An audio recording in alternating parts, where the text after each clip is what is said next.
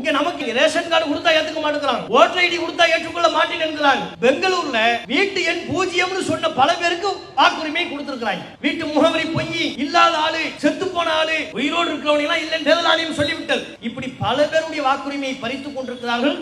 அதே வேளையை தமிழகத்திலும் செய்ய காத்துக் கொண்டிருக்கிறார்கள். நாம் விழிப்புணர்வோடு இருக்கோம். இந்த நாட்டில் முஸ்லிம்கள் பல்வேறு பங்களிப்புகளை செய்த நிலையில முஸ்லிம்களின் உரிமை பறிக்கப்படுகிற ஒரு அவலம் இந்த நாட்டில் நடைபெறுகிறது. ஆங்கிலேயர் காலத்தில் நமக்கு இடஒதுக்கீடு இருந்தது, இப்போது இடஒதுக்கீடுக்கு போராட வேண்டிய நிலை இருக்கிறது. தமிழகத்தில் 3.5% இடஒதுக்கீடு, இதை 7% அதிகப்படுத்த வேண்டும் என்று தொடர்ச்சியாக நாம் கேட்டுக்கொண்டிருக்கிறோம். இன்றைக்கு வரையிலேயும் அந்த குரலுக்கு அரசு, ஆளுகின்ற அரசு, அது திமுகவாக இருந்தாலும் அதிமுகவாக இருந்தாலும் செவி சாய்ப்பதில்லை. கல்வியில நாம பின்தங்கி இருக்கிறோம், அதிகாரத்தில் நாம் பின்தங்கி இருக்கிறோம். 234 தொகுதி இருக்கிறது. நம்முடைய சதவீதம் தமிழ்நாட்டில் மாத்திரம் 10% மேல இருப்போம். ஆனால் நம்முடைய சதவீதத்திற்கு ஏற்ப நாடாளுமன்ற பிரதிநிதிகள் இருக்கிறார்களா? 40 எம்பில ஒரு எம்பி முஸ்லிம், 40க்கு 1 தான் எங்க சதவீதமா? போராட வான்னு கூப்பிடும் போது இந்த நாட்டிற்காக உயிரை கொடுக்க வேண்டும் அழைப்பு விடுத்த பொழுது எங்க சதவீதத்தை விட மேலா கொடுத்தோம். ஆனால் நம்மை அதிகாரத்தில் அழகு வைத்து பார்க்க வேண்டிய இந்த காலகட்டத்தில் 40ல ஒரு எம்பி, அதுக்கு மேல கிடையாது. அமைச்சரவையில விரல் விட்டு எண்ணக்கூடிய முஸ்லிம்கள், அதுவும் தேவனா வைப்பாங்க, தேவனா டக்குன்னு தூக்கிடுவாங்க. முஸ்லிம்களை பந்தாடுறது தான் ரொம்ப ஈஸி. ஆவடி நாசர் அமைச்சரா இருந்தார், உடனே அமைச்சர்ல இருந்து தூக்குறது, திரும்ப அமைச்சருக்கு வாங்குறது. முஸ்லிம்களை பந்தாடுவது இவர்களுக்கு மிக மிக இலகு. மஸ்தான் அமைச்சரா இருந்தார், தூக்கி விட்டாங்க. அப்ப அமைச்சரவையில் எங்களுடைய பிரதிநிதித்துவம் குறைவாக இருக்கிறது, ஒட்டுமொத்த முஸ்லிம்களின் இடஒதுக்கீடு குறைவாக இருக்கிறது. இதுல எல்லாம் அதிகப்படுத்தி தர வேண்டும் என்கிற கோரிக்கை காணல் நீராக மாறிவிடக் கூடாது. தொடர்ச்சியாக இந்த அரசுகளுக்கு நாம் அந்த கோரிக்கையை முன்வைத்து நம்முடைய இடஒதுக்கீட்டு சதவீதத்தை அதிகப்படுத்த வேண்டும். அதற்காக ஜனநாயக ரீதியிலான குரலை தொடர்ச்சியாக குரல் கொடுத்து வர வேண்டும் என்பதை இந்த நேரத்தில் தெரிவித்துக் கொண்டு அஸ்ஸலாமு அலைக்கும் வரஹ்மத்துல்லாஹி வபரகாத்துஹு. அல்ஹம்துலில்லாஹ். அன்பிற்குரிய சகோதர சகோதரிகளே, இங்கு நடைபெற்றுக் கொண்டிருக்கிற இப்பொதுக்கூட்ட நிகழ்ச்சியில பங்கெடுத்திருக்கும் உங்கள் அனைவர் மீதும் ஏக இறைவனின் சாந்தியும் சமாதானமும் உண்டாகட்டுமாக என்கிற பிரார்த்தனையோடு எனது உரையை துவங்குகிறேன். இப்பொதுக்கூட்ட நிகழ்ச்சியில இந்திய முஸ்லிம்கள் அன்றும் என்றும் என்கிற தலைப்பு வழங்கப்பட்டுள்ளது. இன்றைய இந்தியாவில முஸ்லிம்கள் பல்வேறு பழிச்சுருக்களை சுமந்து வாழ்ந்து கொண்டிருக்கிறார்கள். முஸ்லிம்கள் என்றால் பயங்கரவாதிகள், முஸ்லிம்கள் என்றால் அடிப்படைவாதிகள், முஸ்லிம்கள் என்றால் பழமைவாதிகள், இவற்றுக்கெல்லாம் மேலாக முஸ்லிம்கள் தான் இந்திய நாட்டின் பிரிவினைக்கு காரணமானவர்கள் என்கிற பல்வேறு பழிச்சொற்கள் இந்திய முஸ்லிம்களின் மீது உண்டு. இத்தகைய தவறான பார்வைகள் முஸ்லிம்கள் மீது விழுந்துள்ள காரணத்தினால் இந்த நாட்டில் வாழ்கிற சமூகத்திலேயே ஒவ்வொரு காலகட்டத்திலும் தங்களது தேசப்பற்றை நிரூபிக்க கடமைப்பட்ட சமுதாயமாக இந்திய முஸ்லிம்கள் தள்ளப்படுகிறார்கள். இந்த நாட்டில் வாழ்கிற வேறு எந்த சமூகத்திற்கும் அத்தகைய அழுத்தம் இல்லை. பாகிஸ்தானோ அல்லது வேறு நாடோ இந்திய நாட்டின் மீது போர் தொடுத்து விட்டால், ஒரு தாக்குதலில் ஈடுபட்டு விட்டால் வேறு எந்த சமூகத்தின் தேசப்பற்றும் சந்தேகிக்கப்படுவது இல்லை. நாங்கள் இந்தியருக்குத்தான், இந்தியாவுக்குத்தான் ஆதரவாக இருப்போம் என்று சொல்லுமாறு பணிக்கப்படுவது இல்லை. ஆனால் அப்படியான நிகழ்வுகள் நடைபெறும் பொழுது தவறாமல் ஒவ்வொரு முஸ்லிம்களிடமும் கேட்பார்கள், நீங்கள் இந்தியர் தானா? இந்த கட்டத்தில் உங்கள் ஆதரவு யாருக்கு? நீங்கள் பாகிஸ்தானை ஆதரிக்கிறீர்களா அல்லது இந்தியாவை ஆதரிக்கிறீர்களா? நாங்கள் ஏன் பாகிஸ்தானை ஆதரிக்க வேண்டும்? இந்த கேள்வி இந்த நாட்டில் வாழுகிற வேறு எந்த சமூகத்திடமும் முன்வைக்கப்படாமல் இந்திய முஸ்லிம்களிடம் மட்டும் முன்வைக்கப்படுவதற்கு என்ன காரணம்? எப்போதும் எந்த ஒரு பிரச்சனை வந்தாலும் தேசப்பற்றை நிரூபிக்க வேண்டிய கட்டாயத்தில் முஸ்லிம்கள் மட்டுமே இருக்கிறார்கள். வேறு எந்த சமூகமும் அத்தகைய அழுத்தத்தை சந்திப்பதில்லை. நீங்கள் போரை விட்டு விடுங்கள், பாகிஸ்தான் இந்தியா யுத்தத்தை விட்டு விடுவோம், இந்தியாவில் உள்ள கிரிக்கெட் அணியும் பாகிஸ்தான் நாட்டினுடைய கிரிக்கெட் அணியும் விளையாடுமையானால் அப்போது கூட முஸ்லிம்களின் தேசப்பற்று, ஒரு பாகிஸ்தான் கிரிக்கெட் விளையாட்டு வீரர் நன்றாக ஒரு கேட்சை பிடித்து விட்டார் அல்லது 100 ரன்களை அடித்து விட்டார் என்று ஒரு முஸ்லிம் எழுதிவிட்டால் போதும், அவ்வளவுதான். இவர்களுக்கு எப்போதும் பாகிஸ்தான் மீதுதான் விசுவாசம், இவர்களுக்கு இந்த நாட்டின் மீது விசுவாசம் இல்லை. இதே பார்வை வேறு வேறு சந்தர்ப்பங்களில் வேறு மக்கள் மீது எழுவதுண்டால். இந்தியாவுக்கும் இங்கிலாந்திற்கும் போட்டி நடைபெறும், இந்தியாவுக்கும் ஆஸ்திரேலியாவுக்கும் போட்டி நடைபெறும். அப்போது இந்திய மக்களில் கிரிக்கெட் ரசிகர்களில் பல்வேறு நபர்கள் இங்கிலாந்து கிரிக்கெட் வீரரை புகழ்வார். அவர் 100 ரன்கள் அடித்ததையோ அழகாக களத்தில் நின்று தடுப்பாட்டத்தில் ஈடுபட்டதையோ ஏதேனும் ஒரு சந்தர்ப்பத்தை புகழ்வார். அவர் இங்கிலாந்தை புகழ்ந்து விட்டார், ஆஸ்திரேலியாவை புகழ்ந்து விட்டார் என்பதற்காக இவருக்கு எப்போதும் அமெரிக்காவின் மீதுதான் விசுவாசம் என்று வேறு சமூகத்திற்கு அந்த பலி விழுந்ததுண்டா? கிடையாது. முஸ்லிம்கள் மீது மாத்திரமே இத்தகைய பலிகள். ஆனால் உண்மையில் வேறு எந்த சமூகத்தை காட்டிலும் அதிகமான தேசப்பற்று கொண்ட ஒரு சமூகமாக இந்திய முஸ்லிம்கள் தான் இருந்திருக்கிறார்கள். இதுதான் யதார்த்த உண்மை. நீங்கள் ஒருவருடைய தேசப்பற்றை நிரூபிக்க வேண்டும் என்றால் அது களத்தில் நிரூபிக்க வேண்டும். இப்போது நடைபெறுகிற யுத்தக்களம் மாத்திரமல்ல, ஒரு கிரிக்கெட் விளையாட்டை வைத்துக் கொண்டு அதில் யாருக்கு ஆதரவாக கருத்தை பதிவிடுகிறார் என்பதை வைத்துக் கொண்டு ஒருவரின் தேசப்பற்றை நாம் முடிவு செய்துவிட முடியாது. நமது நாடு அடிமைப்படுத்தப்பட்ட காலகட்டத்தில் அந்த நேரத்தில் தேசப்பற்றோடு செயலாற்றியவர்கள் யார்? அதான தேசபக்திக்கு அளவுகோல்.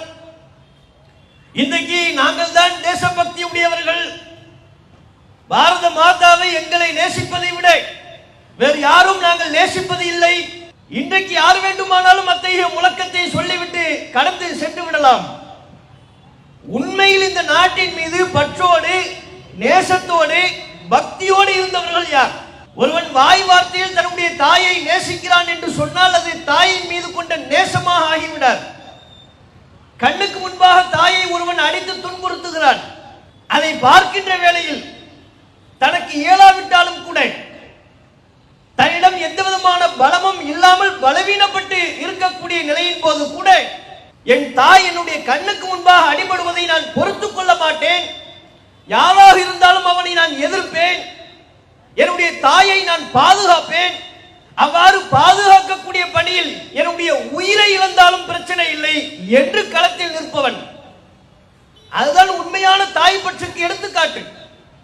அதுபோல் நம்முடைய தாய் நாடு இந்த இந்திய திருநாடு ஆங்கிலேயரிடம் அடிமைப்படுத்தப்பட்ட காலகட்டத்தில் இந்த நாட்டை விடுவிக்க வேண்டும் என்பதற்காக போராடியவர்கள் யார்? அந்த காலகட்டத்தில் நமது நாட்டை, தாய் நாட்டின் வளத்தை சுரண்டி தின்று கொளுத்து வாழ்ந்த ஆங்கிலேயர்கள் அவர்களை ஓட ஓட விரட்டி அடிக்க வேண்டும் என்பதில் தங்களுடைய உண்மையான பற்றை வெளிப்படுத்தியவர்கள் முஸ்லிம்கள். மறுக்க முடியுமா? இந்த நாட்டின் விடுதலைக்காக பாடுபட்ட அத்தனை தேச தலைவர்களும் இந்த பேருண்மையை ஒப்புக்கொள்கிறார்கள். தங்களது சதவிகிதத்தை விட இந்த நாடு விடுதலை பெற வேண்டும் என்பதற்காக முஸ்லிம்கள் பாடுபட்டிருக்கிறார்கள் என்பதை அத்தனை தேச தலைவர்களும் ஒப்புக்கொள்கிறார்கள். காந்தி அதனை ஒப்புக்கொள்கிறார், நேரு ஒப்புக்கொள்கிறார், நேதாஜி ஒப்புக்கொள்கிறார். இவற்றையெல்லாம் விட மேலாக RSS சித்தாந்த குரு வீர சாவர்கர் என்று சொல்லப்படுகிற சாவர்கர் அவர் ஒப்புக்கொள்கிறார். தம்முடைய எரிமலை என்கிற புத்தகத்தில் சொல்கிறார், இந்த நாட்டின் விடுதலைக்காக முஸ்லிம்கள் பாடுபட்ட உழைப்பை அவர் பதிவு செய்கிறார். முஸ்லிம்களின் தேசப்பற்றை யாரும் சந்தேகிக்க இயலாது. RSS சித்தாந்த குரு என்று போற்றப்படுகிற சாவர்கர் அதனை பதிவு செய்கிறார். யாரும் முஸ்லிம்களின் பங்களிப்பை மறுக்கவே இயலாது. எந்தெந்த வகையிலெல்லாம் முஸ்லிம்கள் இந்த நாட்டின் வளர்ச்சிக்காக, இந்த நாடு சுதந்திரம் பெற வேண்டும் என்பதற்காக தங்களுடைய பங்களிப்பை செலுத்தினார்கள், அத்தனை வடிவ போராட்டங்களிலேயும் முஸ்லிம்கள் பங்கெடுத்தார்கள். காந்தி ஒரு பக்கம் அஹிம்சா வழி போராட்டத்தை முன்னெடுத்தார், சத்தியாகிரகம் என்றார், ஒத்துழையாமை இயக்கத்தை நடத்தினார், வன்முறையற்ற போராட்டத்தின் மூலமாக விடுதலையை சாத்தியப்படுத்த முடியும் என்று காந்தி நம்பினார். அதை நோக்கி மக்களை அழைத்தார். அவர் பின்னால் பெரும் கொண்ட மக்கள் எண்ணிக்கை கூடியது, அதிலே முஸ்லிம்கள் இடம்பெற்றார்கள். இன்னொரு புறம் நேதாஜி அவர் ஆங்கிலேயனை ஆயுதம் கொண்டு எதிர்க்க வேண்டும் என்று அழைப்பு விடுத்தார். அதற்கென்று ஒரு ராணுவ படையை கட்டமைத்தார், தளபதிகளை நியமித்தார், போர் வீரர்களை, ஆங்கிலேயர்களோடு ஆயுதம் ஏந்தி போராடக்கூடிய போர் வீரர்களை தயார் செய்தார். நேதாஜியின் தலைமையை ஏற்றும் முஸ்லிம்கள் சென்றார்கள். இந்த பக்கம் காந்தியினுடைய படை, அங்கும் முஸ்லிம்கள் இருந்தார்கள். இன்னொரு பக்கம் நேதாஜியின் படை, அதிலும் முஸ்லிம்கள் இருந்தார்கள். நாடு சுதந்திரம் பெற வேண்டும் என்பதுதான் முஸ்லிம்களின் பார்வையாக இருந்ததை ஒழிய அழைக்கின்ற தலைவரின் மதத்தை முஸ்லிம்கள் பார்க்கவில்லை. காந்தி முஸ்லிமா, நேதாஜி முஸ்லிமா, நாங்கள் முஸ்லிம்கள் பின்னால் தான் அணிந்திருவோம் என்று ஒருபோதும் முஸ்லிம்கள் சொல்லவில்லை.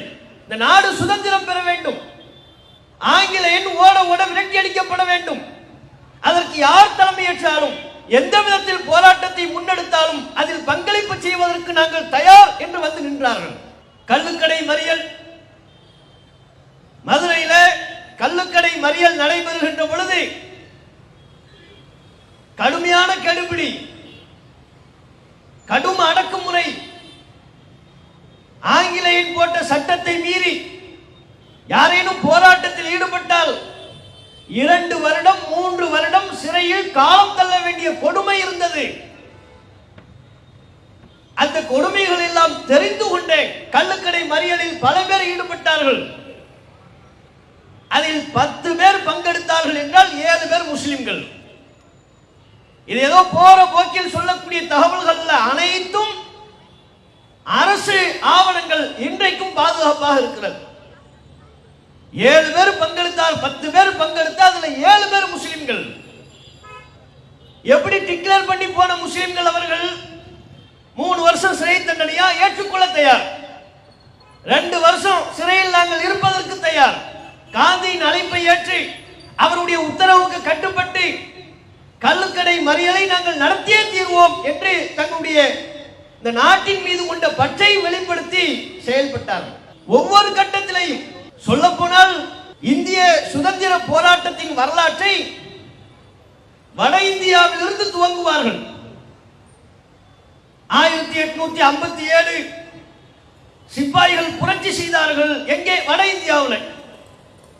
அதுதான் இந்திய சுதந்திர போராட்டத்தின் முதல் வரலாறாக, அங்கிருந்துதான் வரலாறு துவங்கியது என்பதாக பல வரலாற்று ஆசிரியர்கள் குறிப்பிடுவதை நீங்கள் பார்க்க இயலும். ஆனால் உண்மை என்ன தெரியுமா?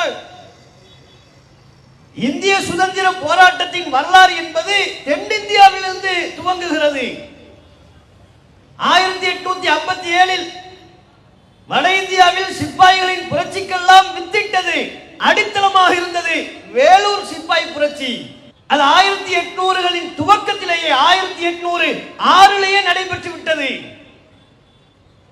வேலூர்ல திப்பு சுல்தானின் குடும்பத்தை கொண்டு போய் வேலூர் கோட்டையில் முற்றுகையிட்டு வைத்திருக்கிறார்கள். 4ஆம் மைசூர் போர்ல திப்பு சுல்தானை கொன்று விட்டார்கள். ஏன்னா பல்வேறு சுதேச மன்னர்கள் ஆங்கிலேயனுக்கு அடிபணிய மாட்டோம் என்று சொன்ன மாவீரன் திப்பு சுல்தான். பல மன்னர்கள் இருந்தார்கள், அவர்களெல்லாம் ஆங்கிலேயனுக்கு கப்பம் கட்டி கொண்டு அவரிடமிருந்து பல்வேறு மானியங்களை பெற்றுக்கொண்டு சுகபோக வாழ்க்கையில் ஈடுபட்டார்கள். அதே வேளையில் பல மன்னர்கள் ஆங்கிலேயனுக்கு கட்டுப்பட மாட்டோம் என்று மறுப்பு தெரிவித்தார்கள். உனக்கு நாங்கள் கட்டுப்பட மாட்டோம், இது எங்க நாடு, எங்கள் இஷ்டப்படி எங்கள் மக்களை நாங்கள் நிர்வகிப்போம், நீ சொல்வதற்கு எங்களால் கட்டுப்பட முடியாது என்று சொன்னார்கள். மருது சகோதரர்கள் சொன்னார்கள், பாளையக்காரர்கள் பலர் சொன்னார்கள். வேலு நாச்சியார் அப்படிப்பட்ட கருத்தை தெரிவித்தார். அதில் பிரதானமான ஒரு நபர் தான் திப்பு சுல்தான். திப்பு சுல்தானும் அந்த நிலைப்பாட்டை எடுத்தார்.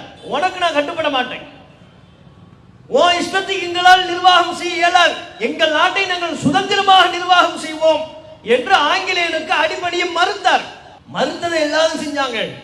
ஆனா அந்த ஆங்கிலேயனுக்கு எதிராக ஆயுதங்களை தூக்கக்கூடிய போர் வீரம் திப்பு சுல்தானிடம் இருந்தது. இறுதி வரை திப்பு சுல்தானின் நிலைப்பாடாக என்ன இருந்தது? 100 ஆண்டுகள் ஆடாக வாழ்வதை விட ஒரு நாள் வேணும் புலியாக வாழ்ந்து செத்து மடிவது மேல். இதுதான் அவருடைய நிலைப்பாடாக இருந்தது. 100 வருஷம் வாழ்ந்து எனக்கு என்ன புண்ணியம்?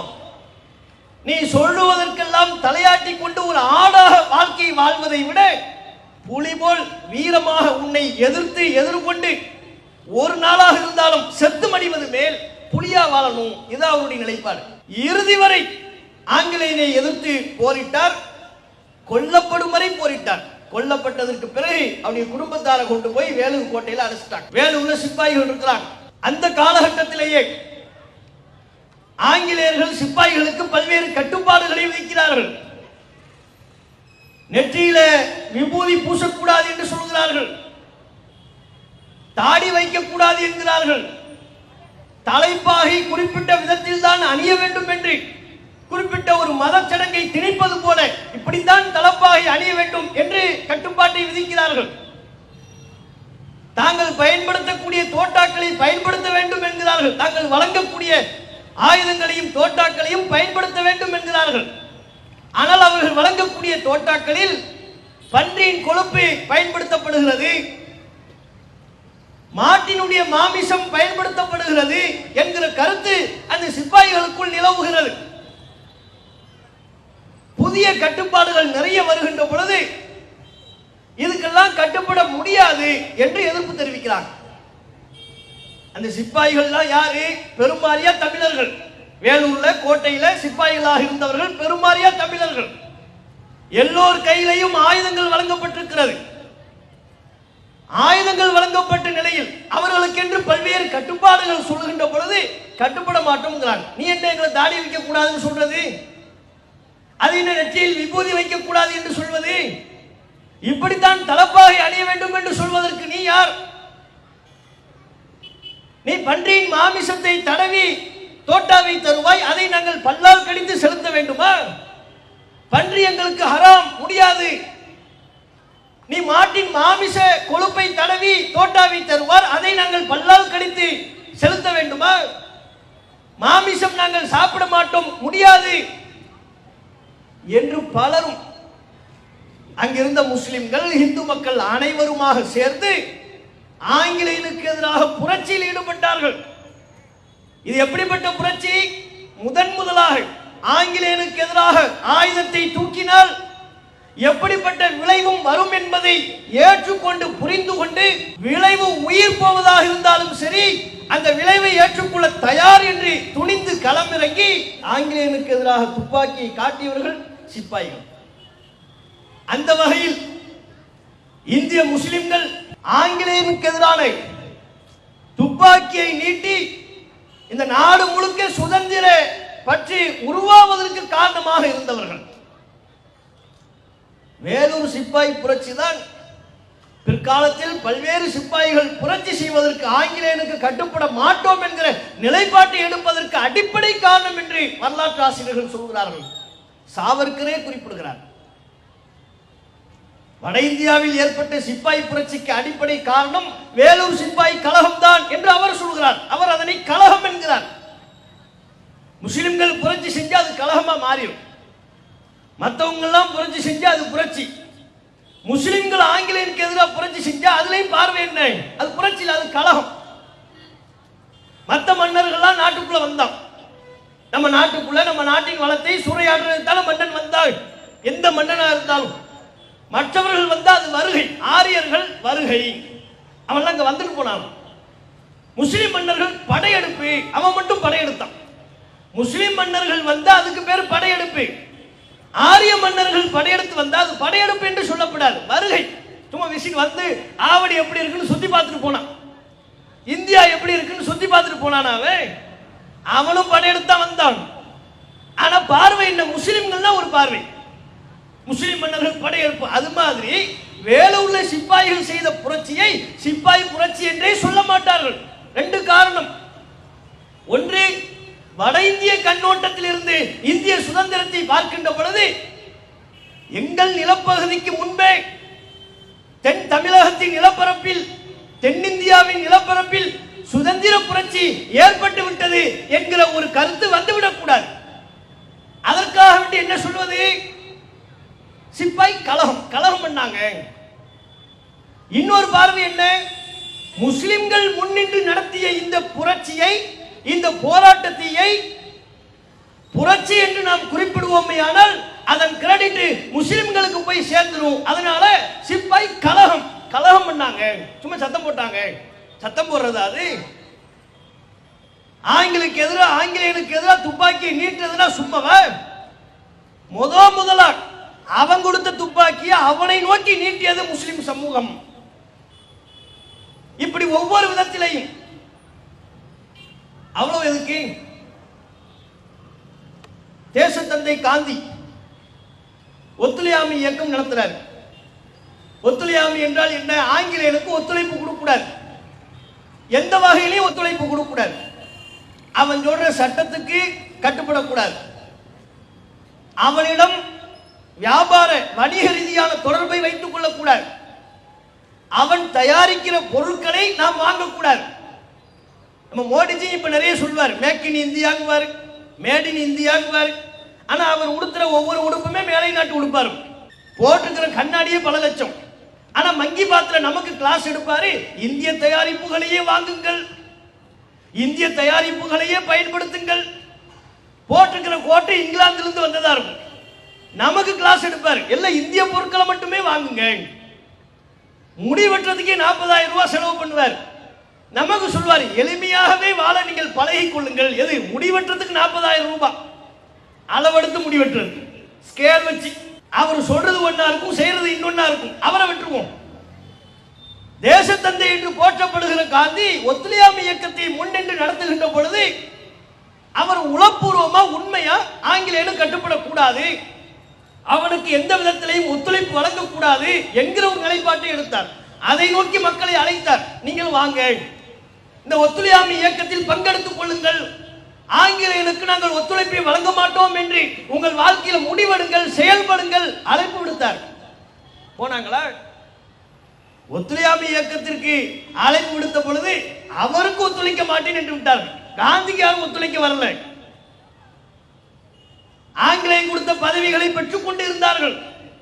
ஆங்கிலேயன் சொன்ன கட்டுப்பாடுகளுக்கு கட்டுப்பட்டு நடந்தார்கள்.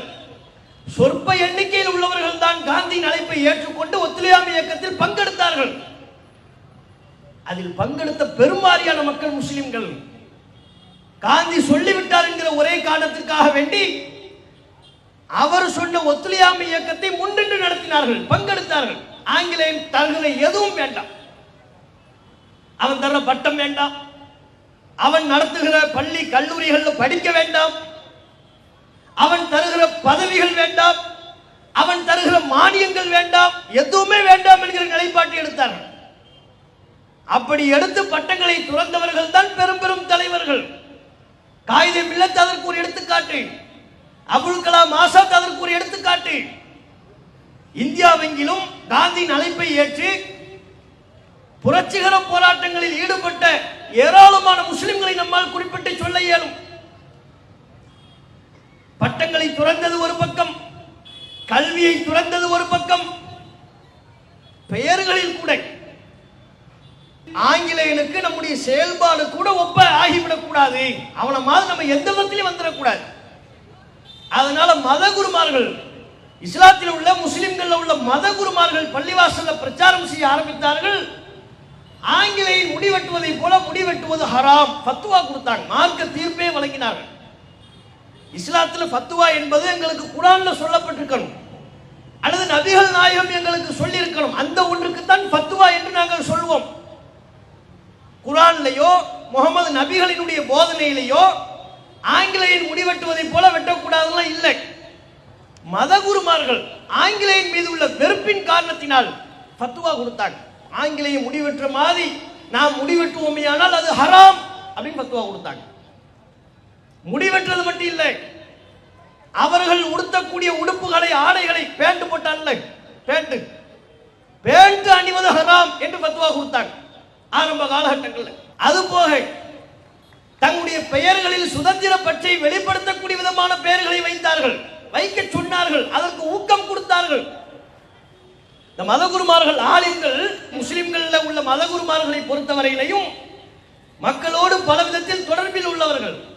அவருடைய அன்றாட செயல்பாடுகளை மதகுருமார்கிட்ட கேட்டு செய்வாங்க. இப்போ பேர் வைக்கிறதா இருந்தால் மதகுருமார்கிட்ட கேட்பாங்க. எனக்கு ஒரு ஆண் குழந்தை பிறந்திருக்கு, பெண் குழந்தை பிறந்திருக்கு, என்ன பேர் வைக்கலாம் சொல்லுங்கன்னு கேட்பாங்க. அது போன்று அந்த காலகட்டத்தில் கேட்கின்ற பொழுது அதிகமாக வைக்கப்பட்ட பெயர்கள் ஆசாதுன்னு பேர் வைங்க அப்படின்னாங்க. ஆசாத் 100 முஸ்லிம்கள் இருக்கிறாங்கன்னா ஆசாத்னு சொல்லுங்க, ஒரு 10 பேர் திரும்பி பார்ப்பான். அது என்ன ஆசாத்? ஆசாத் என்கிற பேர் எப்படி வந்தது? நாங்க நம்பக்கூடிய திருக்குறான்ல ஆசாதுங்கிற வார்த்தை இருக்கா? முகமது நபிகள் எங்களுக்கு அந்த பேரை ஒரு புனிதமான பேர் என்றோ நல்ல பேர் என்றோ சொல்லி தந்தார்களா? தீர்க்கதரிசிகள் யாரேனும் ஆசாத் என்கிற பேர்ல தீர்க்கதரிசிகள் வந்தார்களா? தீர்க்கதரிசிகளை பின்பற்றிய நன்மக்கள் இருந்தார்கள், அவங்கள யாராவது ஆசாத் யாரும் இருந்தார்களா? இஸ்லாமிய வரலாற்றோடு ஆசாத் என்கிற பெயர் எந்த விதத்திலையும் தொடர்பாகவில்லை. ஆனால் முஸ்லிம்களில் அதிகமானவர்கள் ஆசாத் என்று பெயர் வைத்தார்கள்.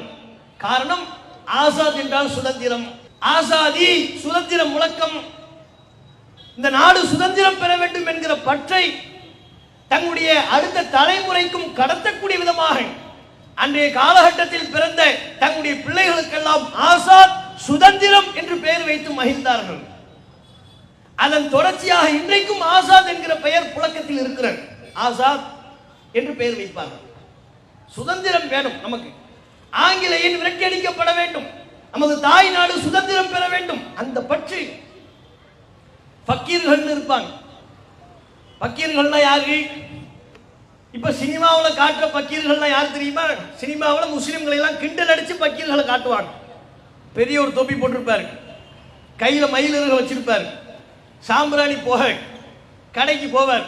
மேரா நாம் அப்துல் ரஹ்மான், மேரா நாம் அப்துல் ரஹ்மான் பாட்டு படிச்சுக்கிட்டே சாம்பிராணி போகிய வீசுற மாதிரி அவர் தரக்கூடிய ₹1 ₹2 வாங்கிட்டு போற மாதிரி காட்டுவாங்க. இவங்க தான் பக்கீர்கள்.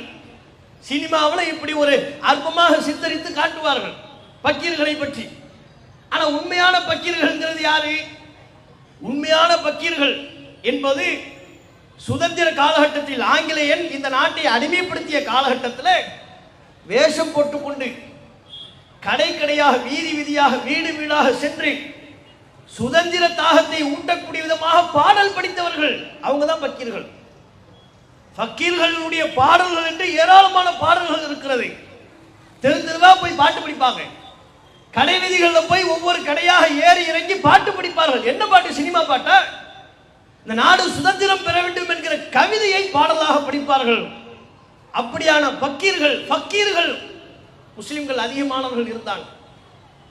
அவங்க நாடெங்கிலும் பயணித்து ஒவ்வொரு ஊர்லையும் உள்ள பக்கீர்கள் அந்தந்த பகுதியில் ஆங்கிலேயின் கண்ணில் அகப்படாமல் மாறு வேடம் பல்வேறு வேடங்களை போட்டுக்கொண்டு வீடு விடா போய் சுதந்திர தாகத்தை ஊட்டுவார்கள். சுதந்திர பற்றி ஊட்டும் வண்ணம் கவிதை படிப்பார்கள். அவர்கள் தான் பக்கீர்கள். ஆனா இன்னைக்கு பக்கீர்கள் எப்படி மாறிவிட்டது? மேரா நாம் அப்துல் ரஹ்மான் பக்கீர், முடிஞ்சு போச்சு. யாசகம் கேட்கக்கூடிய ஒருவராக மாற்றி விட்டார்கள். எல்லா விதங்களிலும் காந்தி அவர்கள் மக்களுக்கு கைத்தறி ஆடைகளை அணிய வேண்டும் என்று சொன்னார். கதர் ஆடைகளை அணிய வேண்டும் என்றார். ஆங்கிலேயனுடைய உடுப்பை அவனுடைய ஆடையை நாம உடுத்த வேண்டாம், நாமே சொந்தமாக நூற்களை நூண்டு அதன் ஊடாக நமக்கு தேவையான ஆடையை நாமே தயாரித்து நம்முடைய நாட்டில் தயாரிக்கப்படுகிற ஆடைகளையே நாம் உடுத்துவோம், கதர் ஆடைகளை உடுத்துவோம் என்றார். ஆரம்பத்தில் அவர் கதர்ங்கிற வார்த்தையை பயன்படுத்தலை. கதர் என்கிற இந்த வார்த்தையை அவர் பயன்படுத்தவில்லை. அவர் நம்முடைய சொந்த தயாரிப்பில் உள்ள ஆடைகளை உடுத்துவோம் என்றார். பல பேர் அதற்கு முன்வரவில்லை. அது அற்பமா நினைச்சாங்க, இழிவாக பார்த்தார்கள். ஏன்? ஆங்கிலேயன் இருந்த காலகட்டத்தில் அவன் நாட்டில் இருந்து பல வகையான துணிகள் இங்கே இறக்குமதி செய்யப்படுகிறது, வண்ண வண்ண ஆடைகள் இறக்குமதி செய்யப்படுகிறது. அவன் நாட்டில் இருந்து வண்ண வண்ண ஆடைகள் இறக்குமதி செய்யப்படும் பொழுது அதனை புறக்கணித்து ஒரு சாதாரண எளிமையான ஆடையை அணிய வேண்டும் என்று காந்திஜி சொல்லும் பொழுது அதை கேட்பார்களா? இன்னைக்கே நம்ம ஒரு ஹோட்டலுக்கு போறோம், நீங்க ஹோட்டல்ல ஒரு லுக்கா இருக்கிற ஒரு ஹோட்டலுக்கு போறீங்க. போனோம்னா எல்லாரும் ஸ்பூன்ல சாப்பிட்டுக்கிட்டு இருந்தா இவர் கையினால சாப்பிடுறது ரொம்ப கேவலமா நினைப்பார். வீட்ல எல்லாம் கையில தான் சாப்பிட்டுக்கிட்டு இருக்கிறாரு. ஆனா ஹோட்டலுக்கு போனோம்னா என்ன, ஸ்பூன் கொண்டு வாங்க. இவர் என்னமோ பிறக்கும் போதே 2 ஸ்பூனோட பிறந்த மாதிரி ஸ்பூன் கொண்டு வாங்குவார். ஸ்பூனை எடுத்துக்கிட்டு பிக்க தெரியாம பிச்சு அந்த கறியை பிக்கிறதுக்கு ஸ்பூன்ல கறியை பிக்கிறதுக்கு 1/4 மணி நேரம் செலவு பண்ணணும். அது தேவையா நமக்கு? அது கஷ்டப்பட்டு செய்வார். ஏன்? எல்லாரும் ஸ்பூன்ல சாப்பிடும் போது கையினால சாப்பிடுறது கேவலம் நினைப்பாங்க. கையினால சாப்பிடுறது எப்படி கேவலமாகும்? கேவலம் நினைப்பாங்க. ஆங்கிலேயனை பொறுத்தவரை அவன் ஸ்பூனை கண்டுபிடிச்சதுக்கு காரணம் அவனுக்கு தண்ணின்னு அலர்ஜி. சாப்பிட்டு கை கழுவணும். கையினால சாப்பிட்டோம்னா கையை கழுவணும். அது அவனுக்கு பிடிக்காது. தண்ணி பற்றும்ல, கையில பற்றும். அதனால அவன் எல்லாத்தையுமே டிஷ்யூ பேப்பர்லயே தன்னுடைய வாழ்க்கையின் பெரும்பகுதியை கழிச்சான். பாத்ரூம் போனாலும் டிஷ்யூ பேப்பர் தான், யூரின் போனாலும் டிஷ்யூ பேப்பர் தான். சாப்பிட்டா கை வச்சா கழுவணும். அதனால என்ன, ஒன்று ஸ்பூன் எடுத்துக்க, ஸ்பூனை விட்டு சாப்பிட்டு டிஷ்யூ பேப்பர் வச்சு கையில் தொடச்சிட்டு போயிட்டே இருக்கிறது. அப்போ தண்ணி பட்டா பிரச்சனை. ஆனால் உடம்பு சுத்தமாக இருக்கணும். என்ன பண்றது? பாடி ஸ்ப்ரேன்னு ஒன்று கண்டுபிடி. உடம்புல அடிச்சுக்கிட்டு நல்ல நறுமணம் கமலை சுற்றி திரிந்து கொண்டிருக்கலாம். இதுதான் அவனுடைய ஃபார்முலா.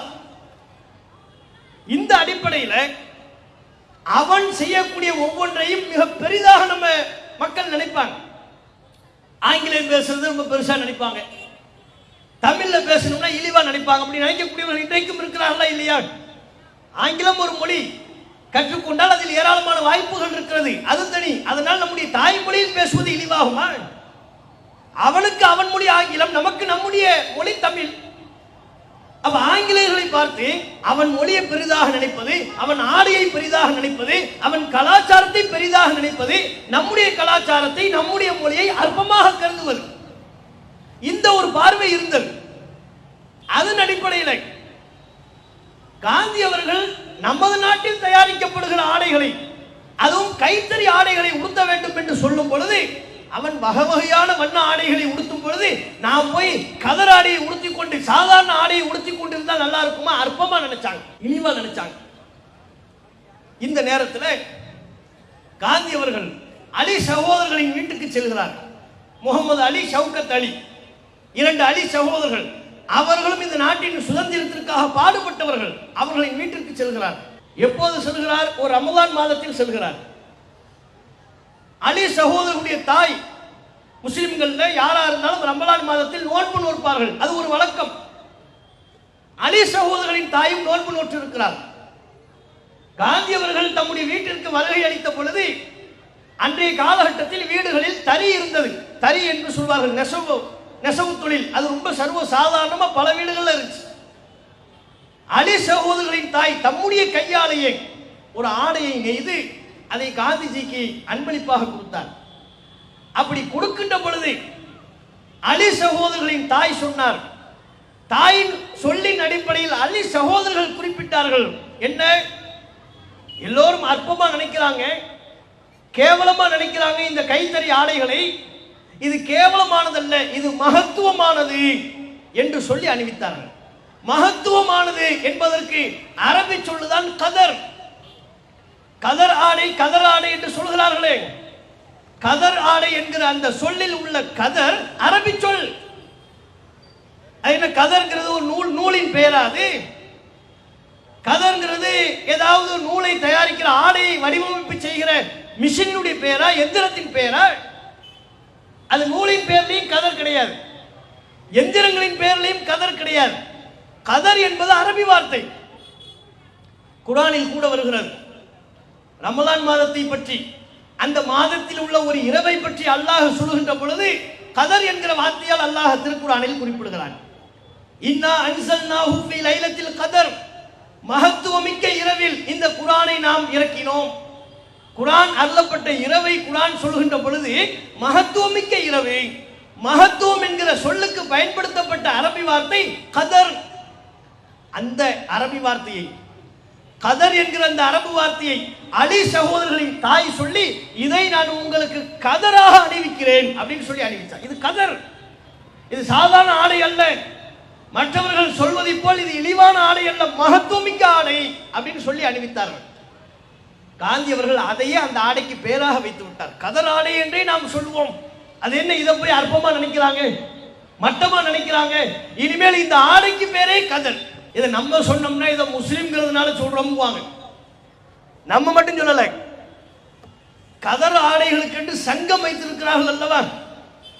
கைத்தறி ஆடைகளை மக்கள் மத்தியில் விநியோகம் செய்வதற்கு, அதை பற்றி மக்கள் மத்தியில் ஆர்வம் ஊட்டுவதற்கு சங்கங்கள் வைத்திருக்கிறாங்க. அவர்கள் சார்பாக ஒரு நிகழ்ச்சி ஒன்று நடைபெறுகிறது. அந்த நிகழ்ச்சியிலே இந்த வரலாற்றை சொல்லி சொல்கிறார்கள். அந்த நிகழ்ச்சியில் முஸ்லீம் அல்லாதவர்கள் பங்கேற்கிற அந்த நிகழ்ச்சியில கதர்ங்கிற பேர் எப்படி வந்துச்சு தெரியுமா? கதர்ங்கிறது நூலின் பேர் அல்ல, அலி சகோதரர்களுடைய தாய் சொன்ன பெயர். இது ஒரு அரபி சொல். கதர் என்பது அரபி சொல். அந்த அரபி சொல்லியே காந்தி இந்த ஆடைக்கு பேராக வைத்து விட்டார். முஸ்லிம் அல்லாதவர்கள் சொல்கிறார்கள். இன்னைக்கு நாங்கெல்லாம் காங்கிரஸ் கதர் வேஷ்டி போடுறோம், கதர் சட்டம் போடுறோம். இந்த கதர் என்கிற பெயர் எப்படி வந்தது தெரியுமா உங்களுக்கு?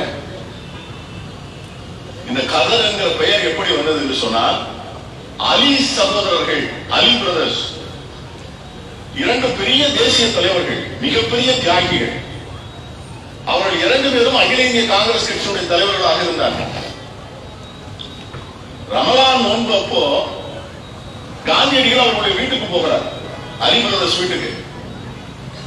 அங்கே அவருடைய தாயார், அவர்கள் மிகப்பெரிய இறைவன்பால் மிகப்பெரிய பக்தி கொண்டவர்கள், 5 முறை தொழக்கூடியவர்கள். அது ரமலான் நோன்பு சமயத்திலே நோன்பு நூற்று இறைவனுடைய அருளை பெற்ற நிறைந்த மூதாட்டியாக இருக்கிறார். அவரை பார்ப்பதற்கு காந்தியடிகள் போகிறார். அப்பொழுது அந்த மூதாட்டி அவர்கள் அவருக்கு ஒரு ஆடை பரிசாக கொடுத்தார். உடனே காந்தியடிகள் கேட்கிறார், என்ன ஆடைமா அப்படின்னு கேட்கிறார். அந்த அம்மா சொல்றாங்க, எங்களுக்கு நாங்கள் நோன்பு இருக்கிற போது லைக்கத்துல் காதீர் அப்படின்னு ஒரு இரவு வரும். அந்த இரவு புனிதமான இரவு. அந்த இறைவன் தன்னுடைய அருளை முழுவதும் நிரம்ப பெற்றவனாக தன்னுடைய கருணையுடைய உச்சக்கட்டத்தில் இருந்து யாரெல்லாம் அவரை கை நீக்கிக் கொள்கிறார்களோ அவரையெல்லாம் அன்போடு கருணையோடு அரவணைத்துக் கொள்கிற அந்த அருளினுடைய உச்சக்கட்டம். அன்னைக்கு நான் நோன்பு இருந்து நான் நூல் நூற்று அந்த நூலில் இந்த ஆடையை நைட்டு உங்களுக்கு தருகிறேன் அப்படின்னு காந்தியடிகள் காந்தியடிகள் கேட்டாரு, அது என்ன பேர் சொன்னீங்கன்னு கேட்டார். அந்த இரவு லைக்கத்துல் காதீர். அதற்கு பிறகுதான் கதர் என்கிற பெயர் நாங்கள் கொடுக்கிற அந்த ஆடைக்கு. இது காங்கிரஸ்காரர் சொல்ற பீட்டர் அல்போன்ஸ் இதை சொல்றாரு. இதே போன்று கதர் ஆடைகளினுடைய சங்கம் சார்பாக நடைபெறக்கூடிய நிகழ்ச்சியிலையும் இந்த வரலாற்றை பதிவு செய்கிறார்கள். இணையங்கள்லயே அந்த தரவுகள்லாம் இருக்கு. அப்ப பாருங்க, முஸ்லிம்களுடைய பங்களிப்பு இந்த சுதந்திர பற்றோடு, இந்த நாட்டின் பற்றோடு எந்த அளவிற்கு ஒன்றி போய் இருந்திருக்கிறார்கள். இப்படி எல்லா வகையிலையும் பங்களிப்பு செய்தவர்கள். கப்பலோட்டிய தமிழன் என்று சொல்வார்கள். அவர் கப்பலை ஓட்டுவதற்கு பொருளாதாரத்தை கேட்ட பொழுது முஸ்லிம்கள் வாரி வாரி வழங்கினார்கள். இந்த நாடு சுதந்திரம் பெறுவதற்காக பொருளாதார பங்களிப்பை செய்தார்கள். போராட்டங்களில் பங்கெடுத்தார்கள். சிறைக்கு சென்றார்கள். ஒரு முறை, ஏதேனும் ஒரு முறை ஆங்கிலேயனால் அடிபட்டு விட்டாலே அவருடைய பெயரை பஸ் ஸ்டாண்டுக்கு வைப்பாங்க, அந்த ஊருக்கு வைப்பாங்க, ஒரு தெருவுக்கு வைப்பாங்க. முஸ்லிம்கள் நூற்றுக்கணக்கானவர்கள் சுதந்திர போராட்டத்தில் உயிரிழந்திருக்கிறார்கள், ரத்தம் சிந்திருக்கிறார்கள். அவர்களின் வரலாறு அரசாங்கத்தால் நினைவு கூறப்படுகிறதா? எத்தனை சுதந்திர தினம் வருகிறது, எத்தனை குடியரசு தினம் வருகிறது, முதல்வர்கள் உரை நிகழ்த்துகிறார்கள், பிரதமர் உரை நிகழ்த்துகிறார். ஒரு முறையேனும் இந்த நாட்டிற்காக பங்களிப்பு செய்த ஒரு முஸ்லிம் சுதந்திர போராட்ட வீரரை பற்றியாவது முதல்வர்கள் பேசியிருப்பார்களா? கட்சி பாகுபாடுக்கு அப்பாற்பட்டு கேட்கிறோம். எந்த கட்சி தலைவர்கள் முஸ்லிம்களின் சுதந்திர பற்றை பற்றி இந்த நாட்டில் பேசுகிறார்கள்? இந்த நாட்டிற்கு நாங்கள் செய்ததை பற்றி நாங்கள் தான் பேச வேண்டியிருக்கிறது. அப்போ சுதந்திரம் பெறுகின்ற பொழுது அந்த போராட்டங்களில் அழைப்பு விடுத்தார்கள். அந்த அழைப்பை ஏற்று நம்முடைய முன்னோர்கள் போய் நின்றார்கள். அந்த தலைவர்கள் சொல்லக்கூடிய சொல்லுக்கு கட்டுப்பட்டு நின்றார்கள். தம்முடைய வாழ்க்கையை தொலைத்தார்கள். மதுரையில மௌலானா என்று ஒருவர் இருந்தார். அவர் ஒரு மத குரு. அவர் செல்லுகிற இடமெல்லாம் சுதந்திர பற்றை பற்றிய மக்கள் மத்தியில் பேசுவார், உரை நிகழ்த்துவார். கடுஞ்சொற்களால் ஆங்கிலேயரை திட்டுவார், வசைப்பாடுவார். அவர் ஒரு பொதுக்கூட்டத்தில் பங்கெடுத்து சுதந்திரத்தை பற்றி பேசினால் கட்டாயம் அடுத்த முறை சிறைக்கு சென்று விடுவார். 1 வருஷம் 2 வருஷம் ஜெயிலு. அதுக்கப்புறம் தான் மறுபடியும் வெளியே வருவார். அவர் சிறையில் இருந்த பொழுது தம்முடைய மனைவியை இழந்தார். சிறையில் இருந்த பொழுதே தம்முடைய மகளை இழந்தார். பல நேரங்களில் அவரிடத்தில் உங்க மனைவியை போய் பாருங்க, உங்க பிள்ளைகளை போய் பாருங்க என்று சொன்ன பொழுது என் குடும்பத்தை விட இந்த நாட்டின் சுதந்திரம் தான் எனக்கு மேலானது என்று சொன்னவர் அவர். அவரை பத்தி எல்லாம் பேசுறாங்களா? இந்த நாட்டின் வளத்திற்கு, சுதந்திரத்திற்கு இவ்வளவு பாடுபட்ட முஸ்லிம்களை சிறு சிறு துண்டுகளாக பிரிந்து கிடந்தது இந்த தேசம். முஸ்லிம்கள் அதனை ஒருங்கிணைத்தார்கள். பல்வேறு நிர்வாக செட்டப்புகளை வழங்கினார்கள். நீதித்துறையில் முஸ்லிம்கள் செய்த புரட்சி ஏராளமானது. சொல்ல போனால் நீதித்துறையின் பல இயக்க முறைகளை முஸ்லிம்கள் தான் அதனை உருவாக்கினார்கள், கற்றுக் கொடுத்தார்கள். அதன் சான்றுகளாக எச்சங்களாக இன்றைக்கும் நீதித்துறையில் புழங்கக்கூடிய பல சொற்கள் அரபு சொற்கள். வக்கீல் வாதாடுபவரை, நீதிமன்றத்தில் வாதாடுபவரை வக்கீல் என்பார்கள். வக்கீல்னா என்ன? தமிழ் மொழி சொல்ல, சமஸ்கிருத சொல்ல, அரபி சொல்லது. குர்ஆன்ல இருக்கிறது, ஹஸ்புனல்லாஹு வ நிஅமல் வக்கீல். அல்லாஹ் எங்களுக்கு சிறந்த பொறுப்புதாரி. வக்கீல் என்றால் பொறுப்புதாரி. ஒருவருக்கு பொறுப்பேற்று மன்றத்தில், அந்த நீதிமன்றத்தில் வாதாடுகிற வழக்கறிஞருக்கு வக்கீல். வக்கீல் என்கிற சொல் வாயிதா, விசாரணைக்கு வருவாங்க. அதுல ஒரு பேர் வரல, 2 பேர் வரலன்னா அடுத்த வாயிதா 13ஆம் தேதின்னு போட்டுருவாங்க. வாயிதானா என்ன? வாயிதானா வாக்குறுதி. உங்களுக்கு வாக்குறுதியாக அடுத்த ஜனவரி 13, டிசம்பர் 10 ஏதேனும் ஒரு தேதியை சொல்லி அடுத்த வாக்குறுதி இந்த தேதி என்று சொல்வார்கள். வாக்குறுதி என்கிற சொல்லில் புழங்கக்கூடிய ஒரு வார்த்தை தான் வாயிதா.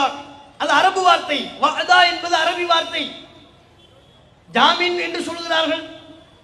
ஜாமீன் அரபி வார்த்தை. லாமீன், லாமீன் தான் ஜாமீன்.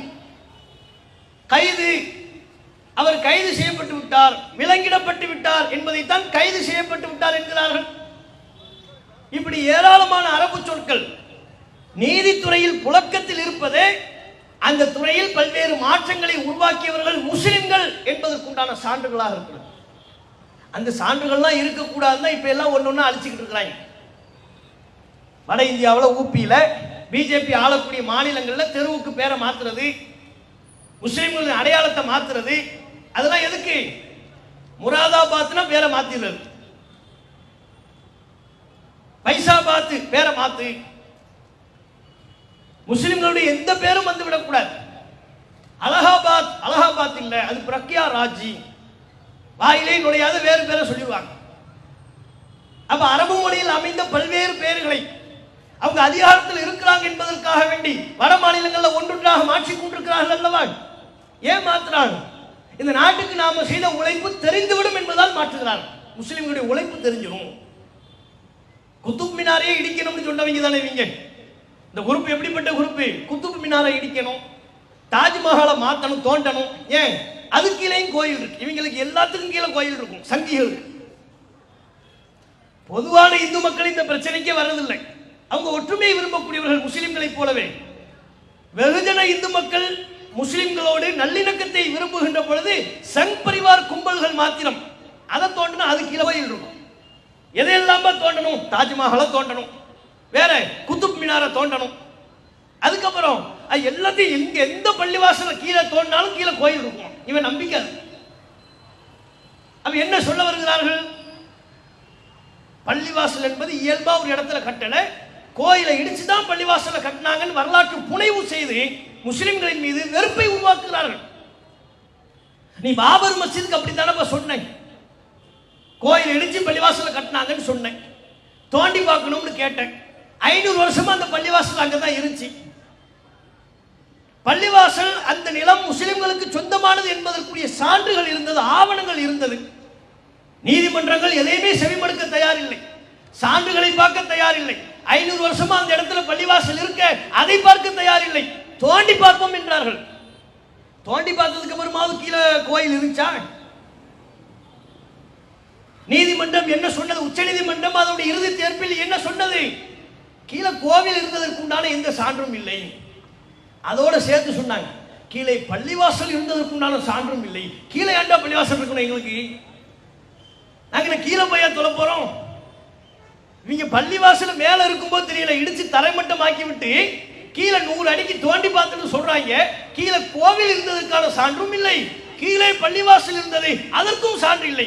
கீழே ஏண்டா நாங்க பள்ளிவாசல் வைக்க போறோம்? அப்ப இவங்க தோண்டி பார்ப்பாங்கன்னு தெரிஞ்சா நம்ம இனிமே என்ன செய்யணும்? கீழே ஃபர்ஸ்ட் ஒரு மோதினாருக்கு ரூமை செட் பண்ணிடணும். கீழே முதல் இமாம், பேசி இமாமுக்கு ஒரு ரூம், ஒழு செய்யறதுக்கு ஒரு இடம், எல்லாம் கீழே ஃபர்ஸ்ட் செட் பண்ணி அதுக்கு மேல மண்ணள்ளி மூடி அதுக்கு மேலதான் பள்ளிவாசல் கட்டணும். எப்பனாலும் தோண்டி பார்ப்பாங்க. இல்ல 500 வருஷத்துக்கு அப்புறம் எந்த பள்ளிவாசலையும் தோண்டி பார்த்து பள்ளிவாசல கீழே தேடுவாங்க. இவங்க மேல இருக்கும்போது தேடுறது இல்லை, தோண்டி பார்த்து கீழே பள்ளிவாசல் இருந்துச்சா இல்லை என்று சொன்னவர்கள் தானே இவங்க. சரி சொன்னீங்க, பாபர் பள்ளிவாசல தோண்டி பார்த்து இருந்துச்சா? இல்ல. இதோட உங்களுடைய பொய் வரலாறை முடித்தீர்களா? ஞானவாபி பள்ளிவாசல்ங்கிறீங்க, காசி மதுராவில் உள்ள பள்ளிவாசல், ஷாஹி ஈத்கால் உள்ள பள்ளிவாசல், ஒவ்வொரு பள்ளிவாசல்லையும் அந்த பள்ளிவாசல்லாம் என்ன பிரச்சனை? அங்க சிவலிங்கம் இருக்கிறது. எவன்டா அது கிளப்பி விட்டது? சிவலிங்கம் அங்க எங்க இருக்கு? எவன் பார்த்தா? நாங்க உள்ள போய் பார்த்தோம், சிவலிங்கம் இருக்கு. கூட்டு போய் என்னன்னு பார்த்தா சிவலிங்கம் இல்லை, ஒழு செய்யற இடத்துல ஒரு ஃபவுண்டைன், தண்ணீர் வருவதற்கு அழகுபடுத்தி வைப்பதற்கு ஒன்று வைப்பாங்கல்ல, ஒசுகானா. பள்ளிவாசலுக்கு போனவங்களுக்கு தெரியும், ஒரு குளம் மாதிரி சின்ன குட்டை குளம் போல தோண்டி இருப்பாங்க. அதில் தண்ணீர் வரும், பைப் மூலமா தண்ணி வரும். 4 புறத்திலையும் உட்கார்ந்து கொண்டு தங்களுடைய ஒழு செய்வாங்க, முகத்தை கழுவாங்க, தொழுகைக்கு தயாராவார்கள், முகங்களை கைகளை எல்லாம் கழுவுவார்கள், தண்ணீரால் கழுவுவார்கள். அதற்கு பேர் ஒழு. அந்த தண்ணியில் அழகுக்காக வேண்டி மீன்களை போட்டிருப்பாங்க, நடுவில் ஒரு ஃபவுண்டைன் வச்சிருப்பாங்க, அந்த ஃபவுண்டைன்ல இருந்து தண்ணி வரும். இவங்க அந்த சங்கி குரூப் உள்ளுக்குள்ள போய் அந்த ஃபவுண்டைனை என்ன செஞ்சிட்டாங்கன்னா, சிவலிங்கம் இருக்கிறது. எது அந்த அந்த ஃபவுண்டைனா சிவலிங்கம்?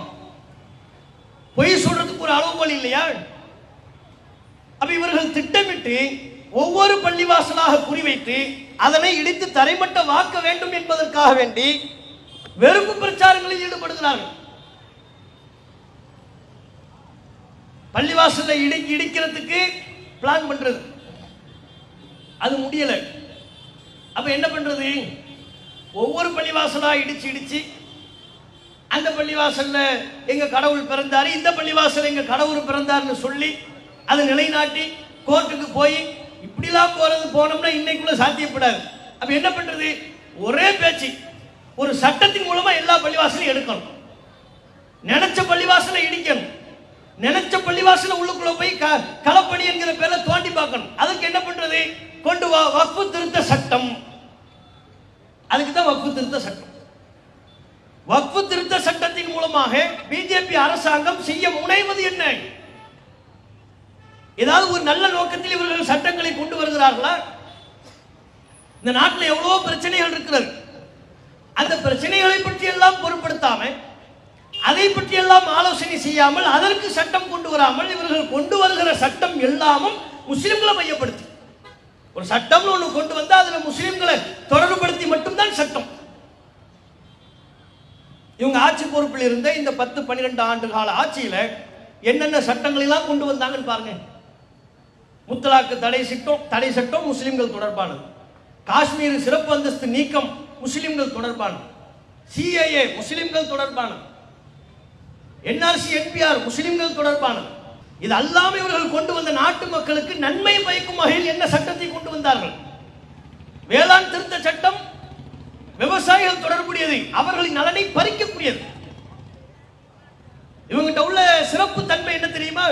ஒரு குறிப்பிட்ட சமூகத்திற்கு கேடு விளைவிக்கிற சட்டத்தை கொண்டு வருவார்கள், அதை அவர்களுக்கு நல்லது என்று சாதிப்பார்கள். விவசாயிகளை குழி தோண்டி புதைக்கிற, அவர்களின் உரிமையை பாழாக்குற சட்டத்தை கொண்டு வந்தார்கள், வேளாண் திருத்த சட்டம். ஆனா அந்த சட்டத்துக்கு அவங்க சொன்ன காரணம் இதுதான் விவசாயிகளை பாதுகாக்கும் என்றார்கள். விவசாயிகள் நம்ப தயாரா இருந்தாங்களா? ரோட்ல இறங்கி போராடினாங்க. 1.25 வருஷம் போராடினான். குளிர் வெயில் அதையெல்லாம் பொருட்படுத்தாம, சாப்பாடை பொருட்படுத்தாம அங்கிட்டே படுத்து அங்கேயே உணவு சப்பாத்தி தயார் செய்து சாப்பிட்டு போராடி கொண்டிருந்தாங்க 1.25 வருஷம். ஒரு முறை கூட அவர்களை சென்று சந்திப்பதற்கு மோடிஜி தயாராக இல்லை. நடிகர்களை சந்தித்தார், நடிகைகளை சந்தித்தார், கிரிக்கெட் வீரர்களோடு உணவு உண்டார், போர் அடிக்கின்ற பொழுது வெளிநாடுகளுக்கு சென்றார். ரொம்ப நாள் அவர் இந்தியாவில் இருக்கும், அவருக்கு போர் அடிச்சது. இந்தியாவில் ரொம்ப நேரம் இருந்தோம்னா போர் அடிச்சோம். திடீர்னு எங்கேயாவது இப்போ வெளிநாட்டுக்கு போய் சுற்றி பார்த்து வந்துடுவார். கேட்டா நாட்டின் வளர்ச்சிக்காக சென்றேன் என்பார். இதுவரையில் அவர் போன பயணங்கள், அதனால் நாடு என்ன வளர்ச்சி அடைஞ்சி ஏதாவது ஒண்ணு? எத்தனை நாடுகளுக்கு போனார்? எத்தனை நாட்டின் பிரதமர்களை கட்டி தழுவினார்? அதனால் நம்முடைய நாடு இருந்த முதலீடுகள் என்ன? நம்முடைய நாடு அதனால் என்ன வளர்ச்சியை கண்டது? எத்தனை இளைஞர்களுக்கு வேலை வாய்ப்பு கிடைத்தது? ஒண்ணும் இருக்காது. அவருக்கு போர் அடிச்சா பெட்டியை தூக்கிட்டு கிளம்பிடுவார், வெளிநாட்டுக்கு போயிடுவார். நமக்கு போர் அடிச்சா டீ கடைக்கு வர்ற மாதிரி, அவருக்கு போர் அடிச்சா பிளைட்ல ஏறி வெளிநாட்டுக்கு போயிடுவார். அப்ப இங்க இருப்பதே கிடையாது. மக்களின் பிரச்சனைகளை பற்றி கவனத்தில் கொள்வதில்லை, போராடுகிற மக்களை சந்திப்பது இல்லை. முழுக்க முழுக்க முஸ்லிம்களை குறிவைத்து மட்டுமே சட்டம். வக்ஃபு திருத்த சட்டத்துக்கு என்ன சொன்னாங்க? உங்க நலனை, உங்க சொத்துக்களை எல்லாம் நாங்க பாதுகாக்க போறோம். எங்க சொத்துக்களை நாங்க பாதுகாத்துக்கணும். நீங்க எங்க பள்ளிவாசல பாதுகாத்த லட்சணம் எங்களுக்கு நல்லாவே தெரியும். பாபர் மஸ்ஜிதை நீங்க எப்படி பாதுகாத்தீங்கிறது எங்களுக்கு நல்லாவே தெரியும். நீ எப்படி எங்க மற்ற எல்லா பள்ளிவாசலையும் பாதுகாப்பீங்க? உங்களை நாங்க நம்ப முடியுமா? பாலுக்கு பூனை பாதுகாப்பான்னு கேட்பாங்கல்ல, பாலுக்கு பாதுகாப்பு பூனையா? பாலை பாதுகாக்கிற பொறுப்பு பூனைட்டு கொடுத்துட்டு யாராவது போவானா? மூளை உள்ளவன் போவானா? பள்ளிவாசல்களுக்கு பொறுப்பு பாதுகாப்பு மோடிஜியா, நம்ம நம்பணுமா? அதுக்கு தான் வக்ஃபு திருத்த சட்டம் என்கிறாங்க. எப்படி நம்புவது? சரி, வக்ஃபு திருத்த சட்டம், எங்க சொத்துக்கள், எங்க பள்ளிவாசல் சொத்துக்களை எல்லாம் பாதுகாக்க போறீங்க, எப்படி பாதுகாக்க போறீங்கன்னு கேட்டா திருத்தங்கள் ஒன்னொன்னா சொல்றாங்க. வக்ஃபு உறுப்பினர்கள்ல முஸ்லீம் அல்லாத இருவர் கண்டிப்பா இருக்கணும், அதன் மூலமா நாங்க உங்க சொத்தை பாதுகாப்போம். ஏன் எங்க சொத்தை எங்களுக்கு நிர்வாகம் பண்ண தெரியாதா? ஏன் முஸ்லீம் அல்லாத இருவர் கண்டிப்பா இருக்கணும்னு ஒரு விதி புதுசா கொண்டு வருகிற வக்ஃபு சட்ட திருத்தத்துல முஸ்லீம் அல்லாத சட்டம் ஆக்கிட்டாங்க. முஸ்லீம் அல்லாத இருவர் கண்டிப்பாக வக்ஃபு வாரியத்தில் இருக்கணும். மாநிலத்தில் உள்ள வக்ஃபு வாரியத்தில் கண்டிப்பா 2 பேர் இருக்கணும். அதிகபட்சமா 8 பேர் வரையிலையும், 12 பேர்ல 8 பேர் வரையிலையும் முஸ்லீம் அல்லாதவர்களை உள்ளே நுழைப்பது. அப்ப எங்களுக்குரிய தன்னாட்சி உரிமையை இது பறிக்கிறதா இல்லையா? இந்த நாட்டில் உள்ள எல்லா சமூக மக்களும் அவங்கவுங்க சொத்தை அவங்கவுங்க நிர்வாகம் பண்றாங்க. கோயில் சொத்தை இந்துக்கள் நிர்வாகம் பண்றாங்க, சர்ச்சுகளின் சொத்தை கிறிஸ்தவர்கள் நிர்வாகம் பண்றாங்க. முஸ்லிம்கள் எங்களுக்கு சொந்தமான சொத்தை நாங்களே நிர்வகிப்பது தானே தன்னாட்சி, அதான சம உரிமை. ஒரு கோவில் சொத்தை முஸ்லிம் போய் நிர்வகிக்க கூடாது, அவனுக்கு அந்த ரைட்ஸ் இல்லை. தேவாலயங்களின் சொத்தை ஒரு முஸ்லிம் போய் நிர்வகிப்பதற்கு ரூல்ஸ் இல்லை, அவனுக்கு அந்த ரைட்ஸ் இல்லை. அதுபோல் பள்ளிவாசல்களின் சொத்தை நிர்வகிக்கிற உரிமை முஸ்லிம் அல்லாதவர்களுக்கு எப்படி வரும்? அவங்க யாராவது கேட்டாங்களா? தமிழ்நாட்டில் உள்ள முஸ்லிம் அல்லாத யாராவது எங்களை பள்ளிவாசல் வக்ஃப் போர்டுல எங்களையும் போடுங்க, எங்களையும் சேர்த்துங்கன்னு சொன்னானா? அவனே கேட்கலையே. அவங்களுக்கே தெரியுது பள்ளிவாசல் பிரச்சனை அவங்களுக்குரியது, கோவில் நமக்குரியது, தேவாலயங்கள் கிறிஸ்தவர்களுக்குரியது. அவங்களுக்கு பாத்தியப்பட்ட ஒவ்வொருவங்களுக்கும் ஒவ்வொரு நம்பிக்கை இருக்கும், ஒவ்வொரு சடங்கு சம்பிரதாயங்கள் இருக்கும். அந்தந்த சமூகத்தினர் தான் நன்கு அறிவார்கள். அப்ப எங்களிடமிருந்து பள்ளிவாசலை நிர்வகிக்கிற உரிமையை பிடுங்கி முஸ்லிம் அல்லாத இருவரை உள்ளே நுழைப்பதாக சொல்லி கேட்டா உங்க சொத்தை நாங்க பாதுகாக்க போறோம்ங்கிறீங்களே, இது என்ன நியாயம்? அப்போ வக்ஃபு சட்ட திருத்தம் அது சட்ட வடிவம் பெறுகின்ற பொழுது, சட்ட வடிவமாக ஆக்கப்பட்டு விட்டதற்கு பிறகு நினைச்சா எந்த பள்ளிவாசலையும் போய் கலாய்வு செய்யலாம். தமிழ்நாட்டை விட்டுருங்க, வட மாநிலங்களில் இவர்கள் என்ன செய்வார்கள்? நினைச்ச பள்ளிவாசலுக்கு போவாங்க, அங்க சிவலிங்கம் இருக்குவாங்க, இங்க இது இருக்கிறது என்பார்கள், தோண்டி பார்க்கிறோம் வாங்க, எங்க கடவுள் இங்க தான் பிறந்தார் என்பார்கள். என்ன வேண்டுமானாலும் சொல்லி பள்ளிவாசல் இடிப்பதற்கு இவர்கள் சொல்லுகிற ஒரு சாக்கு, ஒரு காரணம், அதுக்கு தான் வக்ஃபு சட்ட திருத்தம். இப்படி ஒவ்வொன்றாக இவர்கள் கொண்டு வருகிற அனைத்திலையும் தீய நோக்கங்கள் மட்டுமே இருக்கிறது. எஸ்ஐஆர்ங்கிற ஒன்றை இப்ப கொண்டு வர்றாங்க, வாக்காளர் சிறப்பு தீவிர திருத்தம். பீகார்ல இந்த திருத்தம் செய்யப்பட்டது. எஸ்ஐஆர்ங்கிற பேர்ல வாக்காளர் சிறப்பு தீவிர திருத்தம் செய்து விட்டோம் என்று தேர்தல் ஆணையம் சொன்னது. பொதுவாக வாக்காளர் திருத்தம்ங்கிறது எல்லா காலங்களிலும் நடக்கிறது தான். தேர்தல் நெருங்குகின்ற பொழுது ஒரு மாநிலத்தில் சட்டப்பேரவை தேர்தலோ அல்லது தேசிய அளவில் நாடாளுமன்றத்திற்குரிய தேர்தலோ நெருங்குகின்ற பொழுது வாக்காளர் திருத்தம் நடக்கும். எப்படி திருத்துவாங்க, எப்படி கேட்பாங்க? தேர்தல் ஆணையம் அந்த நேரத்தில் என்ன செய்யும்? உங்க பேர்ல ஏதாவது ஸ்பெல்லிங் மிஸ்டேக் இருக்கான்னு பார்ப்பாங்க, முகவரி மாற்றம் இருக்கான்னு கேட்பாங்க, செல்போன் நம்பர் மாற்றம் இருக்கான்னு கேட்பாங்க. இதுதான் திருத்தம். முகவரி மாறி இருந்தா மாற்றப்பட்ட முகவரி அதுல இணைங்கன்னு சொல்லுவாங்க. பெயர் ஏதாவது மாறி இருக்கா, கணவர் பேர் சேர்க்கணுமா, தந்தை பேர் சேர்க்கணுமா, நீக்கணுமா, ஒரு ஆளை சேர்க்கிறது, இப்படியான சேர்த்தல் நீக்கல் வேலைகளை ஒவ்வொரு காலகட்டத்திலும் செய்வாங்க. ஆனா இப்போது எஸ்ஐஆர் என்கிற பேர்ல, சிறப்பு வாக்காளர் தீவிர திருத்தம்ங்கிற பேர்ல கொண்டு வந்த செயல்பாடு என்ன? நீங்க எல்லாம் இந்திய குடிமகன் தானா என்பதற்குரிய ஆதாரத்தை தாங்கன்னு கேட்கிறாங்க. இது தேர்தல் ஆணையத்தின் அதிகாரத்துக்கு உட்பட்டதா? திருத்தம்னா என்ன? எதை திருத்தணும்? பேரை திருத்து, முகவரி மாற்றத்தை நீ பதிவு செய்து கொள். அதற்கு நான் காட்டுகிற ஆதாரத்தை, ஒரு முகவரிக்குரிய ஆதாரத்தை காட்டும், அதை ஏற்றுக்கொள்ளணும். இதான் தேர்தல் ஆணையத்தின் வேலை. தேர்தல் ஆணையம் பாஜகவின் கைப்பாவியாக செயல்பட்டு ஆரம்ப காலகட்டத்தில் சிஏஏ கொண்டு வந்த பொழுது நாடெங்கிலும் அதற்கு எதிர்ப்பு. என்பிஆரை செயல்படுத்துவோம் என்றார்கள், என்ஆர்சி செயல்படுத்துவோம் என்றார்கள், நாடெங்கிலும் எதிர்ப்பு. அந்த எதிர்ப்பில் பின்வாங்கி சென்றவர்கள் இப்போது புறவாசல் வழியாக தேர்தல் ஆணையத்தின் மூலமாக என்ஆர்சியை செயல்படுத்த பார்க்கிறார்கள். நீ இந்திய குடிமகனா, ஆதாரத்தை கொண்டு வா. யாரை விட்டு கேட்கிறான்? தேர்தல் ஆணையத்தை விட்டு கேட்கிறான். தேர்தல் ஆணையம் போது அதை கேட்கலாமா? உனக்கு வேலையாது? சரி, இந்திய குடிமகனா இல்லையா, அதுக்குரிய ஆதாரமா என்ன கொடுக்கணுமா? 11 ஆதாரங்கள் கேட்கிறாங்க. அந்த 11 ஆதாரங்களை கொடுத்தால் மட்டும்தான் வாக்காளர் பட்டியலில் நான் இடம்பெற இயலும். அவர்கள் கேட்கிற 11 ஆதாரங்களை நாம் கொடுக்க தவறினால் வாக்காளர் பட்டியலில் இடம்பெற முடியாது. வாக்காளர் பட்டியலில் இடம்பெற முடியாதுன்னா என்ன அர்த்தம்? உனக்கு வாக்குரிமை இல்லைன்னு அர்த்தம். நீ ஓட்டு போட முடியாது. ஓட்டு போட முடியாதுன்னா நீ யாரு? நீ இந்திய குடிமகனே இல்லை. போ, முடிச்சா? தேர்தல் ஆணையத்தின் மூலமா எவ்வளவு சிம்பிளா மக்களின் வாக்குரிமையை பறிப்பதாக சொல்லி குடியுரிமையை பறிக்கிறார்கள். வாக்குரிமையை பறிப்பதே குடியுரிமையை பறிப்பதுதான், அதற்கு சமமானது. 11 ஆதாரங்களை தான். நீ தரலனா வாக்காளர் லிஸ்ட்ல இருந்து உன் பேரை தூக்கிடும். அப்படின்னா என்ன? நீ ஓட்டு போட வரக்கூடாது, உனக்கு ஓட்டுரிமை இல்லை. சரி, என்னப்பா 11 ஆதாரம்? என்னென்ன ஆதாரம்னு சொல்லு. ஆல்ரெடி இவங்களே நமக்கு தந்து வச்சிருக்கிற ஏராளமான ஆதாரங்கள் இருக்குல்ல, அதுல எதையாவது ஏத்துக்கிட்டு தரலாமா இல்லையா? இவங்க தான் தேர்தல் ஆணையம் தான் நமக்கு எதை தந்தாங்க? வாக்காளர் அடையாள அட்டை, ஓட்டர் ஐடி கார்டு தந்தாங்க. அவன் கேட்கிற 11 ஆதாரத்துல வாக்காளர் அடையாள அட்டை உண்டா? இல்லை. வாக்காளர் அடையாள அட்டையை தூக்கி போட்டாச்சுங்க.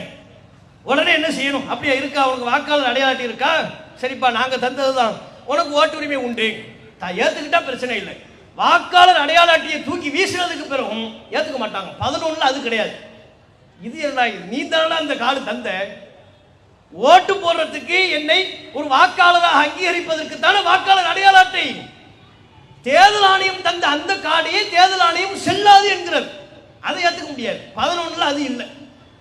சரிப்பா, இப்ப ரெண்டாவது என்ன? ரேஷன் கார்டு தரவா? இந்த அப்படி ரேஷன் கார்டு, அதையும் ஏத்துக்க முடியாது. சரி, பாஸ்போர்ட், அதையும் ஏத்துக்க முடியாது. சரிப்பா, நீ எல்லாத்துக்கும் விளம்பரம் பண்ணி ஆதார் கார்டு, ஆதார் இல்லைன்னா செத்துருவோம். நாங்க அந்த காலத்துல எல்லாம் ஆதார் கார்டு பதிவு பண்ணிருங்க. எதுக்கு எடுத்தாலும் ஆதார் கார்டு. ஸ்கூலுக்கு போற பிள்ளையா இருந்தாலும் ஆதார் கார்டு, ஆதார் கார்டு வேணும். அப்பதான் என்ன? அப்பதான் மோடிஜி தர்ற கல்வி உதவித்தொகை லட்ச லட்சமா தர்றாருல நமக்கு. அந்த கல்வி உதவித்தொகை எல்லாம் பேங்க்ல வந்து விழும், மாசம் மாசம் வந்து விழுந்துரும். அதுக்கு என்ன வேணும்? Aadhaar card compulsory. பிறந்த குழந்தைக்கு ஆதார் கார்டு வேணும், வியாபாரிக்கு ஆதார் கார்டு வேணும், டிக்கெட் முன்பதிவுக்கு ஆதார் கார்டு வேணும். ரயில்ல டிக்கெட் முன்பதிவு பண்றதா இருந்தா ஆதார் கார்டு, கேஸ் இணைப்பு வாங்குறதா இருந்தா ஆதார் கார்டு, டிவி கனெக்ஷன் வாங்குறதா இருந்தா ஆதார் கார்டு. எதை எடுத்தாலும் ஆதார் கார்டு வாங்குங்க, ஆதார் கார்டு வாங்குங்கன்னு சொல்லி சொல்லி கூவி கூவி வித்தாங்க Aadhaar card. With Aadhaar card வாங்கினதுக்கு அப்புறம் சொல்றாங்க உனக்கு ஆதார் கார்டு செல்லாதுங்கிறாங்க. ஆதார் கார்டு ஏத்துக்க முடியாது, அதை வச்சு நீ இந்திய குடிமகன் என்று சொல்ல முடியாது, அதை நாங்க ஏத்துக்கவும் மாட்டோம். அப்ப உனக்கு என்னதான்பா வேணும்?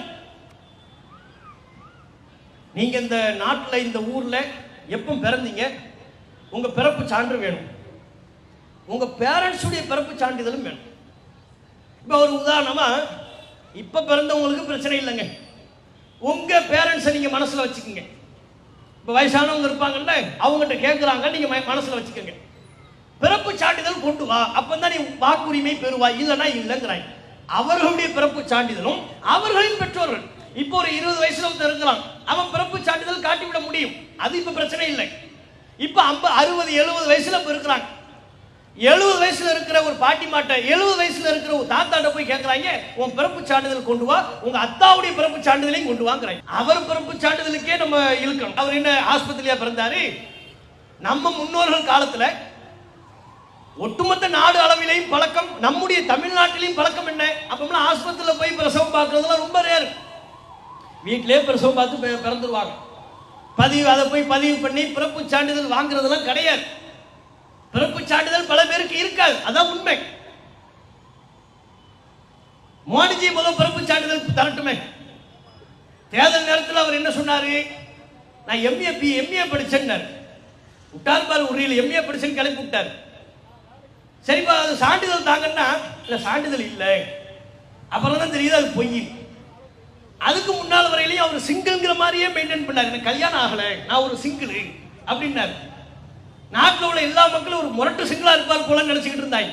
தேர்தல் ஆணையத்தில் பதிவு பண்ணும் போதுதான் இல்ல மேரிடு, எனக்கு கல்யாணம் ஆயிடுச்சு அப்படின்னு பதிவு வந்துச்சு, தகவல் வருது. அப்ப அது மாதிரி நீங்க உங்களுக்கு என்ன பண்ண ஈஸியா சொல்லிடுவீங்க, எம்பிஏ படிச்சேங்குவீங்க, சர்டிபிகேட் கேட்டா இல்லைன்றீங்க, கல்யாணம் ஆகலங்குவீங்க, திடீர்னு கேட்டா இல்லையா கல்யாணம் ஆயிருச்சு அப்படிங்குவீங்க. ஆனா இப்ப நீங்க ஒரு 70 வயசு தாத்தா பாட்டிட்ட போய் நீங்கள் பிறந்த பிறப்பு சான்றிதழை கொண்டு வாருங்கள்னு கேட்டா அவங்க எங்க போறது? அவங்க பிறப்பு சான்றிதழை காட்டுவதை சிரமம் என்னும் பொழுது அவங்ககிட்ட போய் கேட்கிறாங்க, உங்க அத்தா அம்மாவுடைய பிறப்பு சான்றிதழையும் கொண்டு வாங்கங்கிறீங்க. எங்க போவாங்க? அப்ப சாத்தியமே இல்லை. அப்படி ஒரு நடைமுறை இந்த நாட்டில் இல்லைங்க. இந்த நாட்டில் பிறப்பு சான்றிதழ் பதிவாகிற வழக்கமே எப்போதிலிருந்து உருவாகிறது? பிந்தைய காலத்தில் உருவான ஒன்று. பிந்தைய காலத்தில் உருவான ஒன்றை வைத்துக் கொண்டு நீங்க முந்தைய காலத்தில் பிறந்தவங்களுக்கே அதை பிறப்பு சான்றிதழ் தாங்கங்கிறீங்க. பீகார்ல அப்படி கேட்டு 9 லட்சம் பேர் வாக்காளர் பட்டியலிருந்து தூக்கிட்டாங்க. 9 லட்சம் பேரை வாக்காளர் பட்டியலிருந்து தூக்கி விட்டார்கள். பிரச்சனை என்ன தெரியுமா? அந்த லிஸ்டை இன்னும் வெளியேற்றலை, அந்த லிஸ்ட் இன்னும் ஆன்லைன்ல வரலை, அந்த லிஸ்ட் இன்னும் வெளியாகவில்லை. அதனால எந்த 9 லட்சம் பேருடைய தகவல்கள் நீக்கப்பட்டிருக்கிறது, யார் யாருக்குரிய வாக்குரிமை பறிக்கப்பட்டிருக்கிறது என்பது தெரியாது. இனிமேதான் கடைசி நேரத்தில் தான் தெரிய வரும். அப்ப உச்சநீதிமன்றம் அந்த வழக்கை விசாரித்து அந்த தகவல்களை இணையத்தில் பதிவு செய்ய வேண்டும் என்று சொல்லி இருக்கிறது. கிடுக்குப்பிடி பிடித்திருக்கிறது. உச்சநீதிமன்றத்தின் மீது மக்கள் கொண்ட நம்பிக்கையை ஓரளவு வெளிப்படுத்தும் விதமாக இந்த வழக்கை விசாரித்திருக்கிறது. தேர்தல் ஆணையத்தை எங்க பிடிக்கணுமோ அங்க பிடிச்சி, எங்க கண்டனத்தை பதிவு பண்ணணுமோ அங்க கண்டனத்தை பதிவு பண்ணி, ஆதார் கார்டு தந்தா ஏத்துக்க சொல்லிருச்சு உச்சநீதிமன்றம். அவன் ஆதார் கார்டு தந்தா நீ ஏத்துக்கணும், அவ்வளவுதான். எத்தனை பேரை வாக்குரிமையை விட்டு நீக்கி இருக்கிறீங்க, லிஸ்ட் எங்களுக்கு தரணும். மக்கள் அனைவரும் பார்க்கும் வகையில் இணையத்தில் பதிவேற்றம் செய்யணும். ஒவ்வொரு பூத்திலையும் அந்தந்த பூத்துல ஒட்டணும். இவருக்கு வாக்குரிமை நீக்கப்பட்டு ஒட்டினாதான் நமக்கு தெரியும். இவர் காலையில் டிப்டாப்பா போவார், இவர் ஓட்டு போட போறது சாயங்காலம் தானே போவார். 4 மணிக்கு என்ன குடிமூழ்கிற போது ஒரு 4 மணிக்கு போய் ஓட்ட போடுவோம்னு போவார். போய் பார்த்தோம்னா உனக்கு ஓட்டுரிமையே இல்லைன்னு ஒட்டி வச்சிருப்பான். ஒட்டல்னு அதுவும் தெரியாது. முதல்ல ஒட்டவே மாட்டேன் என்றார்கள். உச்சநீதிமன்றம் தான் இல்லை, ஒவ்வொரு தேர்தல் பூத்திலையும் ஒவ்வொரு பூத்து ஏஜென்ட், அந்த ஒவ்வொரு பூத்திற்கும் எல்லாம் வாக்குச்சாவடியில ஒட்ட வேண்டும். யார் யாருடைய வாக்குரிமை லிஸ்ட்ல இருந்து நீக்கப்பட்டிருக்கிறது ஒட்டணும் அப்படின்னு சொல்லி இருக்காங்க. அப்ப நீங்க பாருங்க, இந்த SIR என்கிற சிறப்பு வாக்காளர் தீவிர திருத்தம் பீகார்ல நடைமுறைப்படுத்தப்பட்டு 9 லட்சம் பேரை வாக்குரிமையிலிருந்து நீக்கி இருக்கிறாங்க. இதுல உள்ள ஆபத்து என்ன? அந்த 9 லட்சத்துல முஸ்லிம்களும் கணிசமானவர்கள் இருக்கிறார்கள், இந்து மக்களும் இருக்கிறார்கள், பிற சமூக மக்களும் இருக்கிறார்கள். இதைவிட பெரும் ஆபத்து, நாங்கள் பீகாரில் செய்ததை போலவே தமிழ்நாட்டிலும் செய்வோம், கேரளாவில் பண்ணுவோம், அடுத்து எந்தெந்த மாநிலங்களில் தேர்தல் நடைபெறவிருக்கிறதோ அங்கேயும் நாங்கள் இந்த சிறப்பு வாக்காளர் தீவிர திருத்தத்தை செயல்படுத்துவோம் என்று சொல்கிறார்கள். தேர்தல் ஆணையம் இவற்றை சொல்வதற்குரிய காரணம் பிஜேபி இதனை சொல்கிறது என்பதுதான். தேர்தல் ஆணையம் எந்த அளவுக்கு ஏமாற்று வேலைகளில், மோசடி வேலைகளில் இந்திய மக்களின் நம்பிக்கைக்கு மாற்றமாக நடைபெறுகிறது என்பதை அண்மையில் ராகுல் காந்தி, எதிர்க்கட்சி தலைவர் ராகுல் காந்தி வெளிப்படுத்தி காட்டினார். கர்நாடகாவில் பெங்களூர்ல மகாதேவபுராங்கிற ஒரு தொகுதியில் 1 லட்சம் போலி வாக்குகள். எப்படி தேர்தல் ஆணையத்துக்கு தெரியாம போச்சு? 1 லட்சம் போலி வாக்கு. அது எப்படி தேர்தல் ஆணையத்துக்கு தெரியாம போச்சு? இன்னைக்கு ஒவ்வொருத்தனுக்கும் வாக்குரிமை தருவதா இருந்தா அந்த ஆவணம் இல்லை, இந்த ஆவணம் இல்லைன்னு 9 லட்சம் பேரை வாக்குரிமை லிஸ்ட்ல இருந்து தூக்கி இருக்கிறாங்க. ஆனால் பெங்களூர்ல மகாதேவபுராங்கிற தொகுதியில 1 லட்சம் போலி வாக்காளர்கள் உள்ளே நுழைஞ்சிருக்கிறான். அதுல பல பேருக்கு வீட்டு அட்ரஸ் என்ன? 0. வீட்டு அட்ரஸ் 0. இங்க நமக்கு எதை ஏத்துக்க மாட்டேங்கிறாங்க? ரேஷன் கார்டு கொடுத்தா ஏத்துக்க மாட்டேங்கிறாங்க, ஓட்டர் ஐடி கொடுத்தா ஏற்றுக்கொள்ள மாட்டேன் என்கிறாங்க. பெங்களூர்ல வீட்டு எண் 0ன்னு சொன்ன பல பேருக்கு வாக்குரிமை கொடுத்திருக்கிறாங்க. அது எப்படி வீட்டு நம்பர் 0 இருக்கும்?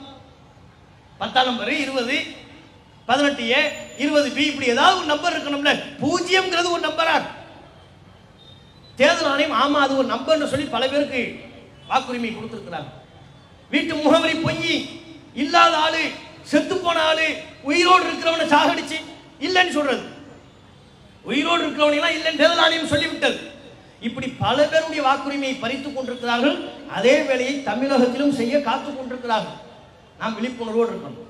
இப்படி இந்த நாட்டில் முஸ்லிம்கள் பல்வேறு பங்களிப்புகளை செய்த நிலையில முஸ்லிம்களின் உரிமை பறிக்கப்படுகிற ஒரு அவலம் இந்த நாட்டில் நடைபெறுகிறது. ஆங்கிலேயன் காலத்தில் நமக்கு இடஒதுக்கீடு இருந்தது. இப்போது இடஒதுக்கீடுக்கு போராட வேண்டிய நிலை இருக்கிறது. தமிழகத்தில் 3.5% இடஒதுக்கீடு, இதை 7% அதிகப்படுத்த வேண்டும் என்று தொடர்ச்சியாக நாம் கேட்டுக்கொண்டிருக்கிறோம். இன்றைக்கு வரையிலேயும் அந்த குரலுக்கு அரசு, ஆளுகின்ற அரசு, அது திமுகவாக இருந்தாலும் அதிமுகவாக இருந்தாலும் செவி சாய்ப்பதில்லை. கல்வியில நாம பின்தங்கி இருக்கிறோம், அதிகாரத்தில் நாம் பின்தங்கி இருக்கிறோம். 234 தொகுதி இருக்கிறது. நம்முடைய சதவீதம் தமிழ்நாட்டில் மாத்திரம் 10% மேல இருப்போம். ஆனால் நம்முடைய சதவீதத்திற்கு ஏற்ப நாடாளுமன்ற பிரதிநிதிகள் இருக்கிறார்களா?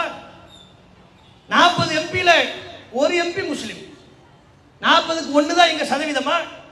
போராட வான்னு கூப்பிடும் போது, இந்த நாட்டிற்காக உயிரை கொடுக்க வேண்டும் அழைப்பு விடுத்த பொழுது எங்க சதவீதத்தை விட மேலா கொடுத்தோம். ஆனால் நம்மை அதிகாரத்தில் அழகு வைத்து பார்க்க வேண்டிய இந்த காலகட்டத்தில் 40ல ஒரு எம்பி, அதுக்கு மேல கிடையாது.